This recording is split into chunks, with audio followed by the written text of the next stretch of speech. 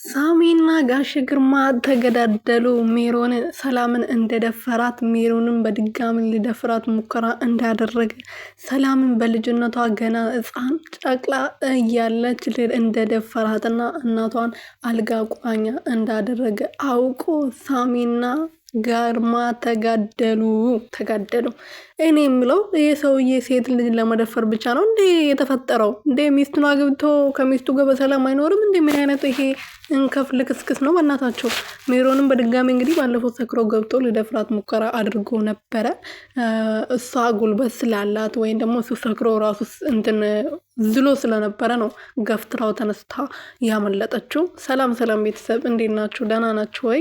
እኔ ያለው ፈጣሪ የተመሰገነው። በያላችሁበት ሰላማችሁ ዝትርፍርፍ ይበልልኝ። ለዚህ ቤት አዲስ ሲሆናችሁ ሰብስክራይብ፣ ሼር፣ ላይክ እያደረጋችሁ ቤተሰብ እንድትሆኑ በትህትና እየጠየኩኝ አሴት ክፍል 20 ላይ ሳምቾ አሴት ማን እንደሆነች እና ሰላምዬ ሁሉም ነገር ዘርዝራ ነግሯለች። ማን እንደዛ ሲያረጋት እንደነበረ፣ ህይወቷን ማን እንደቀማት፣ ማን እንዳሰቃያት እያንዳንዱ ቁጭ ብላ እንግዲህ ለሳሚ ነግሯለች ማለት ነው።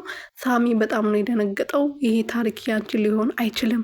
እንዴት ነው የሁሉ ታሪክ የሁሉ ህመም ተሸክመሽ እንደዛ ስስቂ ፈገግ ስትይ የነበረው? እንዴት ስታልሹ?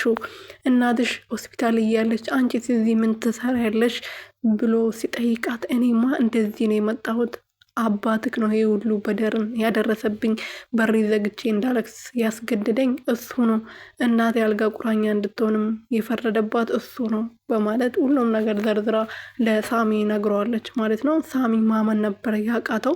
በዛ ላይ ደግሞ አሁን እሱ በነፃነት እየኖረ የሰላምዬ እናት አልጋ ቁራኛውና ትንሽ እንኳን ከተንቀሳቀሰች ፖሊሶቹ እስር ቤት ሊያስገቧት እየፈለጓት እንደሆነና በተደጋጋሚ ሆስፒታል መጥቶ እያዩት እንደሆነ አስታማሚያ ወይም ደግሞ እዛ ቁጭ ብላን እሷን የምትጠብቃት ልጅ እየተናገረች ነበረ ማለት ነው። እና ወንጀለኛው እሷ አይደለችም። ወንጀለኛው አቶ ግርማ ነው።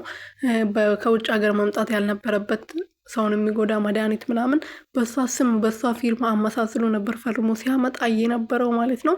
ስለዚህ ያ ፊርማ የሷ ስለሚመስል ከዛ የገባው ሁሉ በሷ ስም ነው ማለት ነው። እሷ ናት ያወጣችው ወይም ደግሞ ፈርማ እንዲገባ የሰጠችው ማለት ነው ብሎ ነው የሚታሰበው። ወንጀለኛው ግን በነፃነት እየኖረ በድጋሚ ከህፃን 8 ዓመቷን የደፈራት በድጋሚ ሊደፍራት ብዙ ሙከራዎችን አድርጎ ነበር ሰላምዬን ማለት ነው። አልተሳካለትም እንጂ ከሜሮን ጋር ተባብሮ